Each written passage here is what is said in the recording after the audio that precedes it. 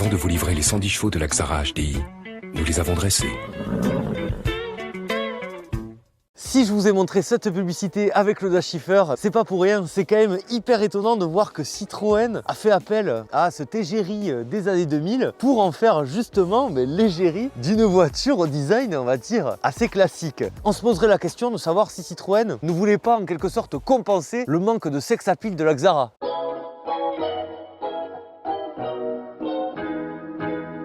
Ah, la Xara. Il faut dire que beaucoup de monde l'a oublié.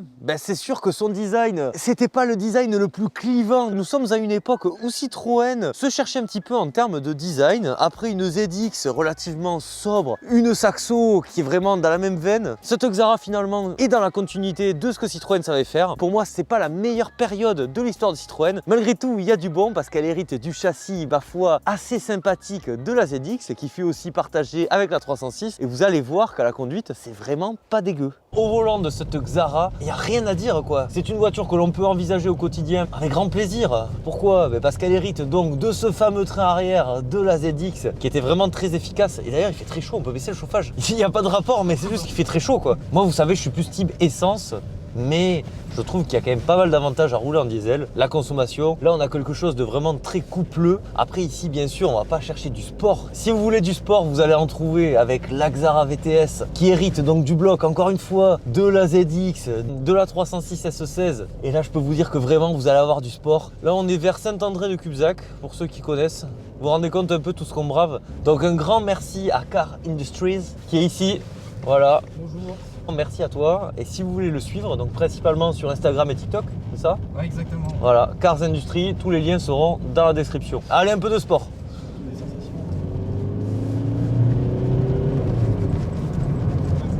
Oh, le châssis! Waouh! Quel châssis incroyable! On a pris un virage. Le pèlerinage jusqu'à Cadillac. Maintenant, on fait demi-tour. Allez, salut les atmophiles! Il y a plein de Cadillac en Gironde. Voilà, mais pas les voitures, hein. Ça on n'en voit pas. J'espère qu'elle marchera la vidéo, ça pourrait être sympa. Je pense que ça peut le faire. En vrai, non. On refait un peu de sport. Et DS5, ça j'aime beaucoup. J'aimerais beaucoup essayer la DS5. Si quelqu'un a une DS5, je trouve qu'on est très bien installé dans ces sièges. Et ce que je disais au propriétaire de ce véhicule, la position, elle est vraiment très sympa. On est un peu allongé, un petit peu à la manière finalement de voitures avec des vraies prétentions sportives. Et ça fait beaucoup quand on utilise une voiture. Faut être bien installé. Bon, en soi, la conduite avec une Xara, écoutez, c'est vraiment une bonne voiture là-dessus. Châssis sain, équilibré, pas trop lourde. Je vous ai parlé des qualités dynamiques de la Xara. Déjà avec ce 2 litres HDI 90, mais également en version VTS de 167 chevaux. Là, c'était vraiment sérieux.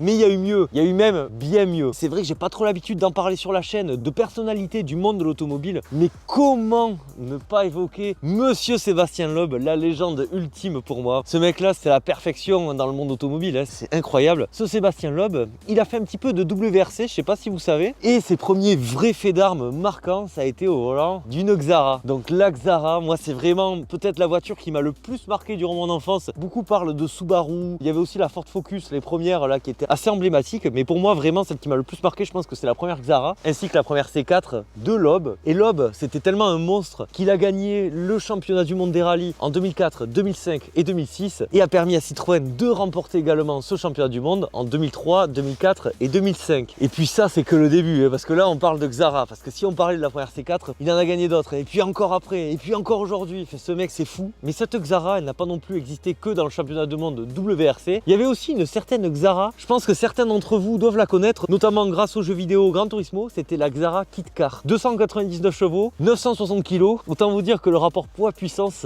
il est assez énervé. Et en plus, c'est une voiture préparée, forcément. Donc ça, à conduire, ça doit être juste taré.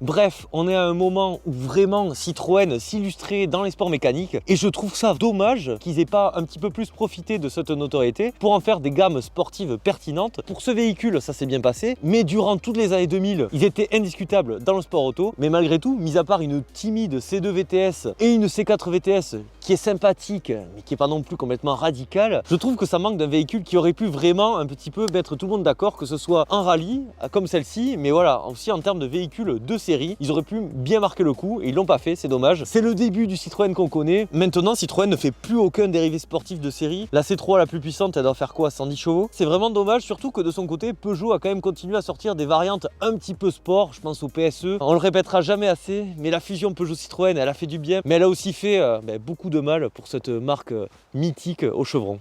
C'est vrai que le design de la Xara, pour moi, c'est vraiment pas le design le plus réussi de Citroën. On a quelque chose d'assez consensuel. C'est vraiment pas la Citroën qui a marqué, qui a terrorisé les gens. Je pense, je sais pas moi, une Ami 6, une C3 pluriel, enfin il y en a plein. Un C3 Aircross. Non, ça c'est pas pareil, ça c'est juste moche. Celle-ci, elle est quand même vraiment neutre. On a des phares assez sympathiques malgré tout. Ici, on est sur une phase 2, vous l'avez remarqué. La phase 1, c'est pareil, hein, j'ai pas forcément un grand attrait pour. Peut-être en VTS, 3 portes avec une couleur un peu sympa, ça peut le faire. D'ailleurs, si on s'attarde sur la couleur, celle-ci est quand même assez sympathique, j'apprécie beaucoup ce bleu. Ce qui change vraiment avec cette version restylée, ce sont les phares. La calandre, c'est une bonne calandre Citroën qui fait plaisir. D'ailleurs, quand on la prend de face comme ça, comme vous l'avez ici monsieur, c'est vraiment aujourd'hui que je me suis fait ce constat. Elle me fait penser un petit peu à la C5 de première génération qui est sortie en 2001. J'ai l'impression qu'elle reprend un peu ce terre de C5 première génération qui est pas spécialement réputée pour son design incroyable. Mais pour le coup que j'aime bien parce qu'elle est moche. Alors qu'elle, on peut pas dire qu'elle est moche. Et c'est ça que je vais lui reprocher. En fait, elle est trop moyenne. Alors qu'une voiture vraiment moche, style un 1007, j'adore. Bon, le profil, c'est pareil. C'est pas vraiment original, mais malgré tout, un petit peu. Je vous explique. En fait, cette Xara, avec cette malle arrière vraiment qui sort un petit peu à la manière, par exemple, d'une voiture que j'ai essayé il y a pas longtemps sur la chaîne, à savoir l'Alpha 33. C'est vrai que cet arrière là qui sort un petit peu, j'ai du mal. Et je me rappelle que quand j'étais petit même, je me disais, mais cette voiture finalement, est-ce que c'est la remplaçante de la Xantia? Est-ce que c'est une berline? Est-ce que c'est une berline compacte? En fait, c'est ce côté un petit peu bâtard entre guillemets que j'appréciais pas forcément. Et bien c'est toujours un petit peu le cas aujourd'hui. Avant de partir sur le coffre, attardons-nous 2 secondes sur ces jantes. Comme vous pouvez le remarquer, ici il s'agit de jantes de Peugeot 206. Ces jantes, je les apprécie beaucoup. Alors que les jantes de la Xara de base, c'est pas non plus vraiment ce que j'apprécie le plus. Notez-moi ce petit aileron pour l'aérodynamisme du véhicule. En réalité, ça c'était normalement uniquement sur les Xara VTS. Voilà, ici c'est un petit rajout. Bon écoutez, ça rajoute un petit peu de sport, on va dire, un petit peu de personnalité. L'arrière est pas trop mal. Moi ce qui me gêne plus, comme je vous l'ai dit, c'est le fait qu'en fait on sait pas trop où la placer cette Xara. Ces feux arrière, qui sont des feux arrière de phase 1, ils sont quand même relativement bien intégrés. C'est pas non plus la cata, contrairement par exemple à l'intérieur. On va voir un petit peu l'habitacle de la Xara. J'ai peur. On a des sièges. Au design, c'est vrai, on dirait des sièges un petit peu de pépère, mais je peux vous assurer qu'on est installé mais dans un confort. Les sièges sont doux et douillés à la fois, comme David. On est vraiment hyper bien. Du coup, l'intérieur de cette Xara, bon, il n'y a pas 500 trucs à dire. Bon, moi, je suis pas un grand fan. On est en période de bio-design. Contrairement à une ZX très germanique, là, on a quelque chose de tout en rondeur. On retrouve donc ces aérateurs avec une forme assez originale. Le volant que l'on retrouvait aussi sur la C5, il me semble vraiment que c'est le même. L'instrumentation va être vraiment très classique. Alors, on a tout ce qu'il faut, bon, voilà, c'est bien indiqué. Si on allume, c'est magnifique, c'est un compteur de 206 quoi, quasiment. Les commodos, on est vraiment dans la veine de ce qui se faisait chez PSA dans les années 90, 2000 et presque 2010. Là, on a un petit ordinateur de bord assez magnifique. Si on descend, on va voir quoi? Il y a la climatisation. Et oui, nous sommes dans une version exclusive. Attention, les vitres électriques qui font énormément plaisir. Ornées d'un magnifique faux bois tout en plastique. En vrai, ronce de noyer de Chine. Là, alors ça, vous savez ce que je fais ça? J'en fais ça. Quelle indignité. Villebrequin en PLS. Non, je rigole, j'adore Villebrequin, on est copains. Encore une fois, la ronce de noyer de Chine, il y a quand même de la place. On peut mettre des gobelets, des binous. En fait, c'est une voiture qui reprend un châssis plutôt du début des années 90, mais ça a des avantages, la légèreté, le côté vraiment sympa à conduire. Il y a des options de sécurité, les airbags. Même si je suis pas spécialement fan de son habitacle, à vivre au quotidien, c'est vraiment pas mal. Comme d'habitude chez Citroën, ça je le dis quasiment à chaque essai, mais la luminosité, c'est vraiment un des créneaux de la marque. Ils veulent qu'on soit bien, qu'on soit à l'aise, qu'on se sente pas totalement confiné dans les véhicules, malgré le fait qu'il n'y ait pas de toit en verre ou quoi que ce soit. J'ai vraiment une sensation de lumière. Si on est un ministre, la banquette, nous sommes chez Citroën. Elle n'est pas aussi confort que certaines autres Citroën que j'ai pu tester. Malgré tout, comparé à une production automobile, on va dire standard, ça reste quand même bien plus moelleux, bien plus confortable. Et puis aussi, l'avantage de ce véhicule, c'est qu'elle n'est pas trop Citroën dans son approche. Je dis que c'est un avantage parce que pour certains, les suspensions hydrauliques, ça donnait un petit peu envie de vomir à l'arrière. Là, ici, il n'y aura pas ce souci. Le standard, les vitres électriques à l'arrière. Mais dites donc, nous sommes à bord complètement d'une limousine. Ah ben non, on est dans une Xara. Ça fait le taf, comme très souvent chez Citroën. Pour les places arrière, je me fais jamais de soucis pour eux. pourquoi on achète une Xara. Et vous allez voir que là, pour le coup, c'est vraiment pour ça qu'on l'achète. Ben, c'est pour son coffre, bien évidemment. Contrairement à la ZX, la plage arrière se soulève et ça c'est pas mal. Et on a un coffre relativement spacieux, 408 litres quand même, je sais pas si vous vous rendez compte. Le véhicule c'est une berline compacte de l'époque, j'ai l'impression d'être hyper près. Seuil de chargement bas, le haillon qui fait plaisir, c'est un coffre très pratique. C'est vraiment une voiture qui se destine à un usage quotidien. C'est pas la voiture plaisir, mais c'est la voiture raison. Et là, attention, c'est une des Citroën les plus vendues de tous les temps. D'ailleurs, je fais un mini mea culpa là-dessus parce que j'ai souvent mis dans mon classement deuxième. 3,3 millions, c'était la Xara plus le Xara Picasso. En réalité, si on prend la Xara seule, c'est la 10e Citroën la plus vendue et la Xara Picasso, c'est la 9e Citroën la plus vendue. D'ailleurs, le Xara Picasso, je vous invite à voir l'essai, qui est en quelque sorte un dérivé de ce véhicule que vous avez adoré, qui remonte, j'avais jadis les cheveux longs. Mais du coup, la Xara, même si elle s'est pas autant vendue que ce que je pensais, ça reste vraiment une auto qui s'est très bien vendue. Et dans l'optique d'un achat pour vous faire kiffer, ben c'est toujours bien d'avoir du choix. Et du choix, il y en a, parce que ce modèle, il a existé en plein de versions différentes, que ce soit des finitions ou des moteurs, vraiment, vous allez trouver tout ce que vous voulez. Ce qui est bien, c'est qu'on est vraiment à une époque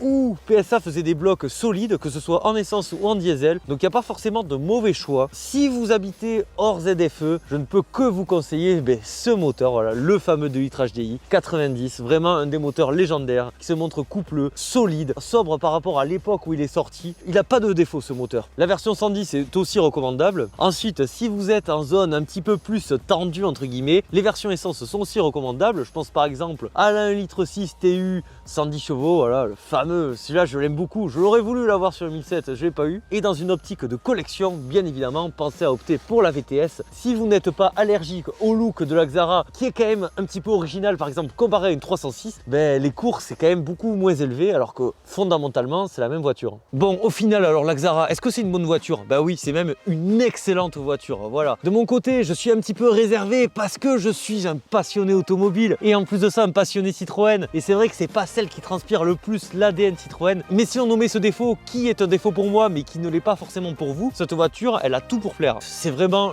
le daily parfait. Il manque juste peut-être, selon moi, ce soupçon d'âme qui l'aurait rendu vraiment incontournable à mes yeux. Et d'ailleurs, je suis peut-être pas le seul à m'être dit ça parce que Citroën, quand ils vont remplacer ce véhicule, ils vont nous sortir une voiture beaucoup plus Citroën dans l'âme. Je pense à la C4 première du nom, avec le volant à moyeu fixe, avec quelques petites citroëneries qui font plaisir. Le design aussi était quand même bien plus affirmé selon moi. Et c'est peut-être grâce à cette Xara que cette C4 première génération est arrivée. De votre côté, dites-moi ce que vous en pensez de ce véhicule, les atmophiles. Malgré tout, ça reste une très bonne voiture, attention. Ça me fera un plaisir d'échanger avec vous dans l'espace des commentaires. Comme d'habitude, je réponds à tous les commentaires sur YouTube. Merci pour votre soutien. Vous êtes vraiment de plus en plus nombreux, ça fait trop plaisir, ça fait vraiment chaud au cœur. Le jour où on tourne cet essai, je viens de passer les 10 000 abonnés. Merci beaucoup. Le plus important, vous savez ce que c'est pas ça, c'est de prendre soin de soi. Prenez soin de vous. C'était Atmo, je vous dis à la prochaine. Bisous, ciao. Allez, terminé.